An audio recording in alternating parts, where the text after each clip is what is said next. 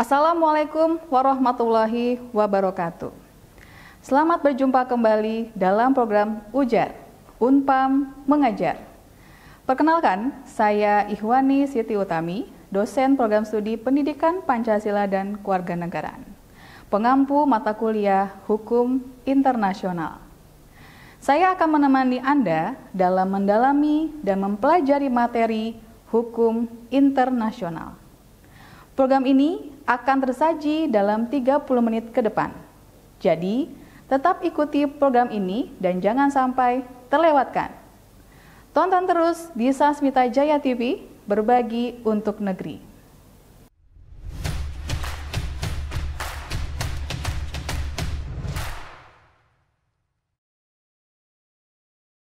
Sahabat Ujar, pasti sudah pernah mendengar dan memahami hukum internasional. Hukum internasional sebagai keseluruhan kaidah dan asas hukum yang mengatur hubungan atau persoalan yang melintasi batas negara. Adanya hubungan yang terdapat antara anggota masyarakat internasional karena adanya kebutuhan yang disebabkan oleh pembagian kekayaan dan perkembangan industri yang tidak merata di dunia, seperti adanya perniagaan atau pula hubungan kebudayaan, ilmu pengetahuan, keagamaan, sosial, dan olahraga, mengakibatkan timbulnya kepentingan untuk memelihara dan mengatur hubungan bersama merupakan suatu kepentingan bersama. Untuk menertibkan, mengatur, dan memelihara hubungan internasional inilah dibutuhkan hukum dunia menjamin unsur kepastian yang diperlukan dalam setiap hubungan yang teratur. Pada awalnya, hukum internasional hanya diartikan sebagai perilaku dan hubungan antar negara. Hukum internasional merupakan hukum bangsa-bangsa, hukum antar bangsa atau hukum antar negara. Hukum bangsa-bangsa dipergunakan untuk menunjukkan pada kebiasaan dan aturan hukum yang berlaku. Hukum nasional adalah hukum yang berlaku dalam suatu negara tertentu. Hukum nasional di Indonesia merupakan campuran dari sistem hukum-hukum Eropa, hukum agama, dan hukum adat. Sebagian besar sistem yang dianut, baik perdata maupun pidana, berbasis pada hukum Eropa kontinental, khususnya dari Belanda, karena aspek sejarah masa lalu Indonesia merupakan wilayah jajahan dengan sebutan Hindia Belanda. Hukum internasional adalah bagian hukum yang mengatur aktivitas entitas berskala internasional. Pada awalnya, hukum internasional hanya diartikan sebagai perilaku dan hubungan antar negara, namun dalam perkembangan pola hubungan internasional yang semakin kompleks, pengertian ini kemudian meluas sehingga hukum internasional juga mengurusi struktur dan perilaku organisasi internasional. Dan pada batas tertentu, perusahaan multinasional dan individu. Menurut Akehurst, hukum internasional adalah sistem hukum yang dibentuk dari hubungan antara negara-negara. Definisi hukum internasional yang diberikan oleh pakar-pakar hukum terkenal di masa lalu, termasuk Grotius atau Akehurst, terbatas pada negara sebagai satu-satunya pelaku hukum dan tidak memasukkan subjek-subjek hukum lainnya. Salah satu definisi yang lebih lengkap yang dikemukakan oleh para sarjana mengenai hukum internasional adalah definisi yang dibuat oleh Charles Cheney Hyde. Hukum internasional dapat didefinisikan sebagai sekumpulan hukum yang sebagian besar terdiri atas prinsip-prinsip dan peraturan-peraturan yang harus ditaati oleh negara-negara. Dan oleh karena itu juga harus ditaati dalam hubungan-hubungan antara mereka satu dengan lainnya, serta yang juga mencakup pertama, organisasi internasional. Hubungan antara organisasi internasional satu dengan lainnya, hubungan peraturan-peraturan hukum yang berkenaan dengan fungsi-fungsi lembaga atau antara organisasi internasional dengan negara atau negara-negara. Dan hubungan antara organisasi internasional dengan individu atau individu-individu. Kedua, peraturan-peraturan hukum tertentu yang berkenaan dengan individu-individu dan subjek-subjek hukum bukan negara, non-state entities, sepanjang hak-hak dan kewajiban-kewajiban individu dan subjek hukum bukan negara tersebut bersangkut paut dengan masalah masyarakat internasional. Berdasarkan yang dijelaskan bahwa dapat kita ketahui hukum internasional adalah hukum antar negara atau bangsa yang menunjukkan pada asas atau kaidah yang mengatur hubungan masyarakat, bangsa atau negara. Hukum internasional pada umumnya ditunjukkan untuk mengatur hubungan-hubungan negara pada tatanan internasional. Sedangkan pengertian hukum nasional adalah sekumpulan hukum-hukum yang sebagian besar terdiri atas prinsip-prinsip dan peraturan-peraturan yang harus ditaati oleh masyarakat dalam suatu negara. Dan oleh karena itu juga harus ditaati dalam hubungan-hubungan antar mereka satu dengan lainnya. Hukum positif merupakan suatu kaidah yang berlaku sebenarnya, merumuskan suatu hubungan yang pantas antara fakta hukum dengan akibat hukum yang merupakan interaksi, maksud saya adalah abstraksi dari keputusan-keputusan. Kemudian, menurut J.H.P. Bellefroid, hukum positif ialah suatu penyusunan hukum mengenai kehidupan masyarakat yang ditetapkan oleh kuasa masyarakat tertentu, berlaku untuk masyarakat tertentu yang terbatas menurut tempat dan waktunya. Kemudian, yang disampaikan oleh G. Redbridge menyatakan, ilmu hukum positif adalah ilmu tentang hukum yang berlaku di suatu negara atau masyarakat tertentu pada saat tertentu. Hukum positif yang mengatur hubungan manusia dalam masyarakat. Hubungan hukum internasional dan hukum nasional, kedudukan hukum internasional dalam rangka hukum secara keseluruhan didasarkan atas anggapan bahwa sebagai suatu jenis atau bidang hukum, hukum internasional merupakan bagian dari hukum pada umumnya. Hukum internasional sebagai suatu perangkat ketentuan dan aspek yang efektif yang hidup di masyarakat, dan karenanya mempunyai hubungan yang efektif dengan ketentuan atau bidang hukum lainnya. Di antaranya yang paling penting ialah ketentuan hukum yang mengatur kehidupan manusia dalam lingkungan kebangsaannya masing-masing yang dikenal dengan hukum nasional. Hukum nasional setiap negara mempunyai arti penting dalam konstelasi politik dunia dan masyarakat internasional. Di dalam teori terdapat dua pandangan tentang hukum internasional ini, yaitu pandangan yang dinamakan voluntarism, bahwa hukum internasional dan hukum nasional sebagai dua satuan perangkat hukum yang hidup berdampingan dan terpisah, dan pandangan objektivis, menganggapnya sebagai dua bagian dari satu kesatuan perangkat hukum. Erat hubungannya dengan yang dijelaskan tersebut adalah persoalan hubungan hierarki antara kedua perangkat hukum itu, baik merupakan perangkat hukum yang masing-masing berdiri sendiri, maupun merupakan dua perangkat hukum yang pada hakikatnya merupakan bagian dari satu keseluruhan. Tata hukum yang sama maksudnya. Kemudian, dalam hubungan antara hukum nasional dan hukum internasional, yang utama ialah hukum internasional. Kesatuan antara hukum nasional dan hukum internasional dengan primat hukum nasional ini pada hakikatnya menganggap bahwa hukum internasional itu bersumberkan kepada hukum nasional. Alasan utama daripada anggapan ini adalah satu, bahwa tidak ada satu organisasi di atas negara-negara yang mengatur kehidupan negara-negara di dunia ini. Kedua, dasar dari hukum internasional yang mengatur hubungan internasional adalah terletak di dalam wewenang negara-negara untuk mengadakan perjanjian-perjanjian internasional. Jadi, wewenang konstitusional. Oke, kemudian menurut teori dualisme, hukum internasional dan hukum nasional merupakan dua sistem hukum yang secara keseluruhan berbeda. Hukum internasional dan hukum nasional merupakan dua sistem hukum yang terpisah, tidak saling mempunyai hubungan superioritas dan subordinasi. Berlakunya hukum internasional dalam lingkungan hukum nasional memerlukan ratifikasi menjadi hukum nasional. Kalau ada pertentangan antara keduanya, maka yang diutamakan adalah hukum nasional suatu negara. Baik, sedangkan menurut teori monisme, hukum internasional dan hukum nasional saling berkaitan satu sama lainnya. Menurut teori monisme, hukum internasional itu adalah lanjutan dari hukum nasional, yaitu hukum nasional untuk urusan luar negeri.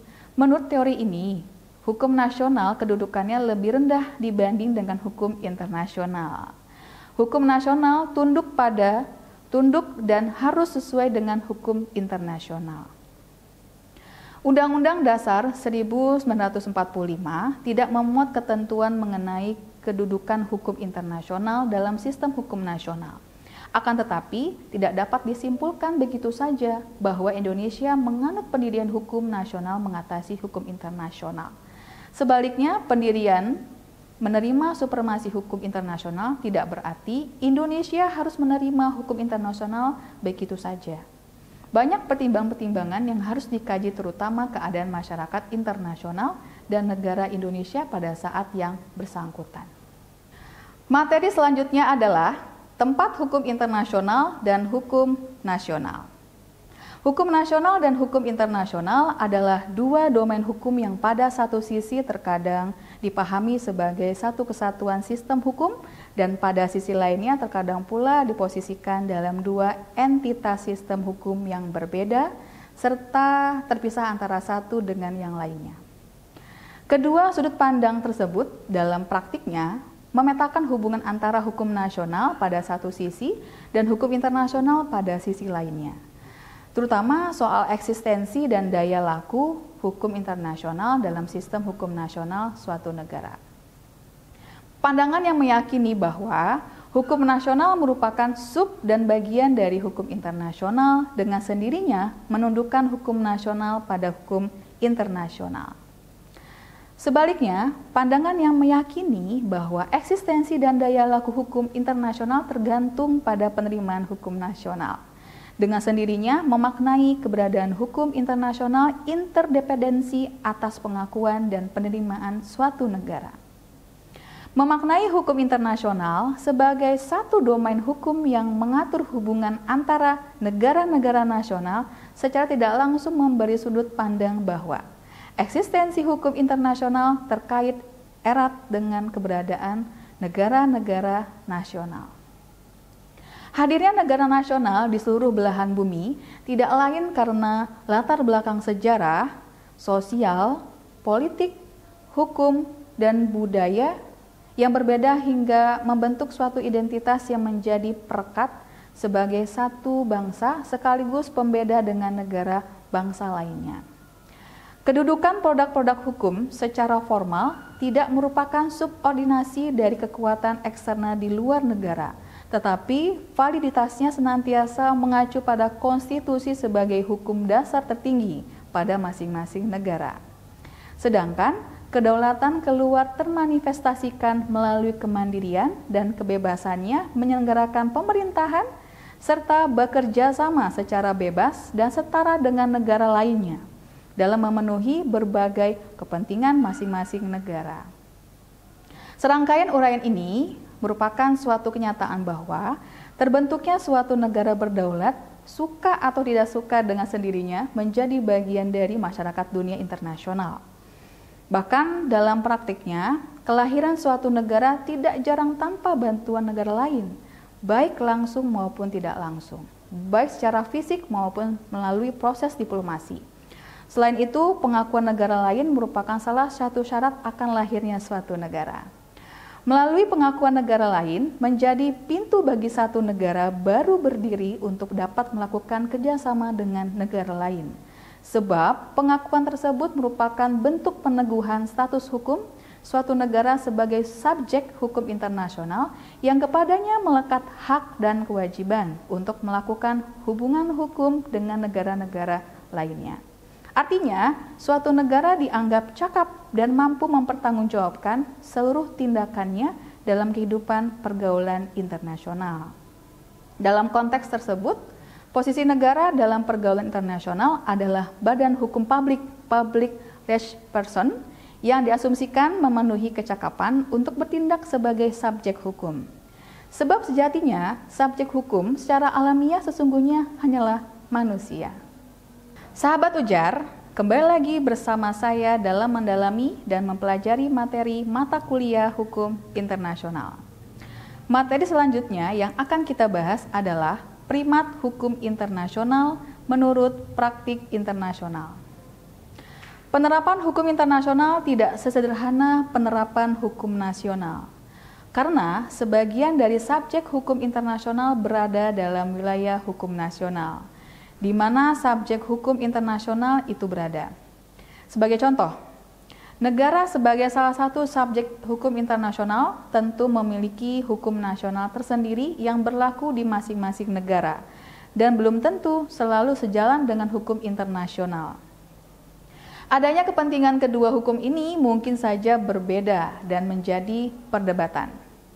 Sehingga muncul pertanyaan, apakah antara hukum internasional dan hukum nasional merupakan satu kesatuan hukum atau terpisah satu sama lain? Terhadap permasalahan tersebut, dalam mengadopsi hukum internasional, dikenal dua aliran besar yang mencoba mendefinisikan kedudukan hukum internasional dan hukum nasional, yaitu monoisme dan dualisme. Negara nasional pada satu sisi dan internasional pada sisi lainnya adalah dua kenyataan dunia yang hanya mampu dipilah tetapi tidak dapat dipisahkan. Satu sisi diakui bahwa landasan bagi terbentuknya komunitas internasional tidak lain karena keberadaan negara-negara nasional dengan identitas serta hak kedaulatan masing-masing, tetapi pada sisi lainnya, kelahiran suatu negara hingga pemenuhan kebutuhan domestik tidak jarang membutuhkan bantuan, bahkan memaksa suatu negara bekerjasama dengan negara lainnya. Bahwa dalam hubungan internasional tidak jarang menimbulkan perselisihan kepentingan yang sangat sulit dihindari dalam lalu lintas hak dan kewajiban antara satu negara dengan negara lainnya. Dalam konteks tersebut, berbagai konvensi internasional, baik multilateral maupun bilateral, untuk mengatasi persoalan yang timbul dalam hubungan internasional, bahkan pada tingkat yang lebih mapan telah terbentuk berbagai organisasi supranegara yang menjadi forum-forum internasional dalam menangani berbagai persoalan antar negara. Baik, menurut Sri Setyaningsih dan Wahyuningsih, hukum internasional dan hukum nasional adalah dua sistem hukum yang berbeda. Teori dualisme menyangkal bahwa hukum internasional dan hukum nasional berlaku pada hubungan yang sama. Masih dalam buku yang sama, sebagaimana dikutip oleh Sri Setyaningsih dan Wahyuningsih, pendapat tokoh dualisme dari Jerman, Triple, membedakannya dengan menyatakan bahwa hukum internasional mengatur hubungan antara negara dengan negara, sedangkan hukum nasional mengatur hak-hak dan kewajiban-kewajiban orang perorangan dalam wilayah suatu negara. Heliarta menyatakan bahwa aliran dualisme memandang hukum internasional dan hukum nasional sebagai dua sistem atau perangkat hukum yang terpisah dari satu lainnya. Menurut teori dualisme, hukum internasional dan hukum nasional merupakan dua sistem hukum yang secara keseluruhan berbeda. Hukum internasional mempunyai sifat-sifat intrinsik yang berbeda. Hukum nasional dan hukum internasional merupakan dua sistem hukum yang benar-benar terpisah, tidak mempunyai hubungan superioritas atau subordinasi. Berlakunya hukum internasional dalam lingkungan hukum nasional membutuhkan transformasi menjadi hukum nasional. Kalau antara hukum nasional dan hukum internasional ada pertentangan, maka yang diutamakan adalah hukum nasional. Negara yang menganut teori dualisme akan lebih sering mengabaikan hukum internasional. Ada beberapa terminologi yang dikemukakan oleh aliran dualisme untuk menjelaskan hal ini. Oke, sebagai berikut. Sumber hukum paham ini mengenai dualisme beranggapan bahwa hukum nasional dan hukum internasional mempunyai sumber hukum yang berbeda. Hukum nasional bersumber pada kemauan kehendak negara, sedangkan hukum internasional bersumber pada kemauan bersama dari negara-negara sebagai masyarakat hukum internasional, sumber hukum internasional. Subjek hukum nasional adalah orang atau warga negara di sebuah negara, sedangkan dalam hukum internasional subjeknya adalah negara. Struktur hukum, lembaga yang diperlukan untuk melaksanakan hukum pada realitasnya ada mahkamah dan badan eksekutif yang hanya terdapat dalam hukum nasional. Hal yang sama tidak terdapat dalam hukum internasional. Kenyataannya, pada dasarnya, keabsahan dan berlakunya hukum nasional tidak dipengaruhi oleh kenyataan seperti hukum nasional bertentangan dengan hukum internasional. Dengan demikian, hukum nasional tetap berlaku secara efektif walaupun bertentangan dengan hukum internasional. Sebagai akibat dari teori dualisme ini adalah kaidah-kaidah dari perangkat hukum yang satu tidak mungkin bersumber atau berdasar pada perangkat hukum yang lain.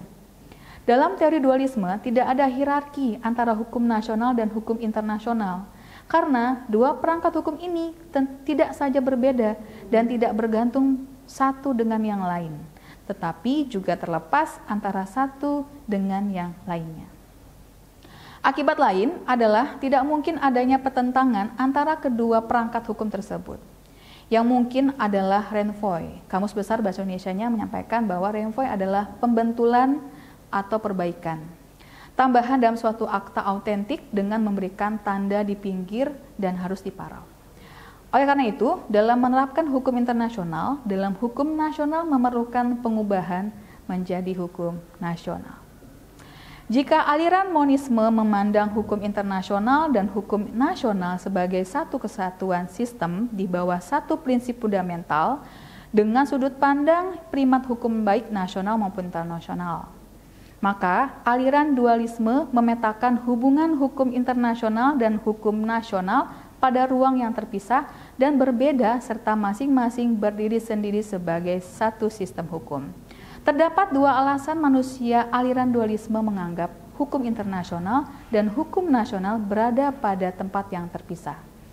Hal ini disebabkan oleh baik materi maupun sumbernya berbeda.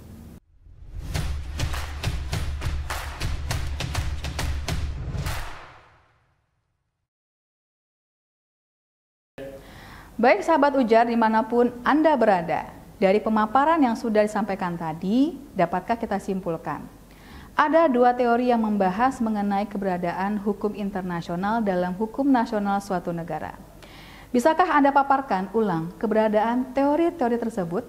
Bagaimanakah penerapannya dan penegakannya di negara-negara yang menganut teori ini? Dan bagaimanakah penerapannya di Indonesia? Sebagai pelajar, giat-giatlah Anda belajar dan memahami hukum internasional sebagai bagian dari hukum nasional dan berlakunya hukum internasional dalam sistem hukum nasional.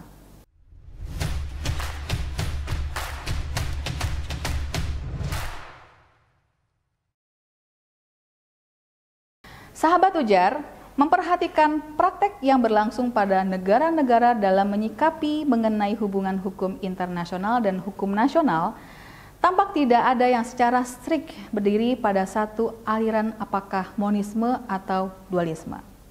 Hal tersebut terlihat pada perangkat konsep operasional kedua aliran tersebut, yakni inkorporasi dan transformasi digunakan secara bersamaan oleh hampir seluruh negara-negara di dunia. Amerika dan Inggris yang secara umum diketahui sebagai negara yang menganut aliran monisme dan inkorporasi, tetapi dalam prakteknya ketika dalam kondisi tertentu terjadi pertentangan hukum internasional dan hukum nasional, maka suatu ketentuan hukum internasional baru dapat berlaku dan mengikat setelah mendapat persetujuan Kongres sebagai undang-undang. Dan jika pertentangan itu belum diselesaikan melalui proses legislasi, maka hukum nasional lebih diutamakan daripada hukum internasional sebagai dasar pertimbangan dalam mengambil keputusan. Persetujuan lembaga legislatif terhadap berlakunya hukum internasional dalam hukum nasional.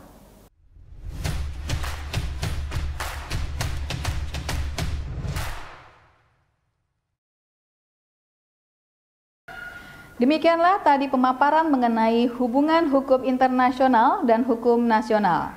Tetap semangat belajar, semoga semua selalu bahagia dan tetap menjaga kesehatan. Terima kasih atas perhatiannya.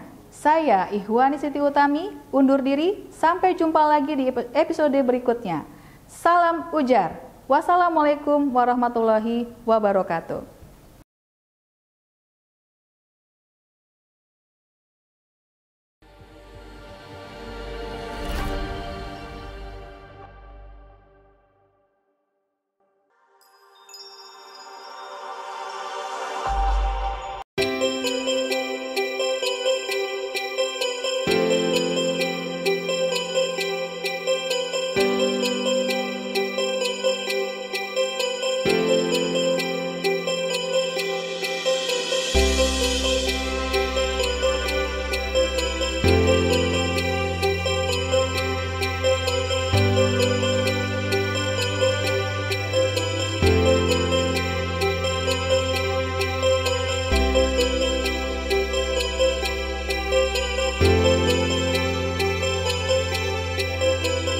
Thank you.